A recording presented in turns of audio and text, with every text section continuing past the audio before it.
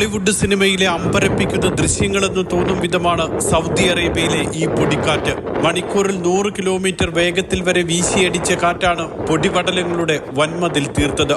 2000 metre വരെ ഉയരത്തിൽ പൊടിപടലങ്ങൾ ഉയർന്നതായി കാലാവസ്ഥാ നിരീക്ഷകൻ അബ്ദുള്ള അൽ മിസ്നാത്ത് വ്യക്തമാക്കി. ഞായറാഴ്ചയാണ് ഇത്രയ്ക്ക് ഭീകരമായ പൊടിക്കാറ്റ് സൗദി അറേബ്യയുടെ വിവിധ ഭാഗങ്ങളിൽ ഉണ്ടായത്. റിയാദ് അടക്കം 5 പ്രൊവിൻസുകളിൽ ഇതേ തുടർന്ന് റെഡ് അലർട്ട് പ്രഖ്യാപിച്ചു. തിങ്കളാഴ്ച കാലാവസ്ഥ പൊതുവെ ശാന്തമായിരുന്നു. കുവൈറ്റിലെ അതിശക്തമായ പൊടിക്കാറ്റ് വ്യോമഗതാഗതത്തെ പോലും ബാധിച്ചു. തൊട്ടടുത്തു നിൽക്കുന്ന ആളെപ്പോലും കാണാത്ത വിധമായിരുന്നു പൊടിക്കാറ്റ്. നിരവധി വിമാനങ്ങൾ വഴിതിരിച്ചുവിട്ടു.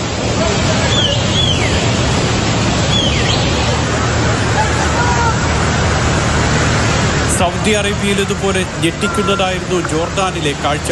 പൊടിക്കാറ്റിനെ തുടർന്നെത്തിയ കനത്ത മഴയിൽ നിരവധിയിടങ്ങളിൽ വെള്ളപ്പൊക്കമുണ്ടായി.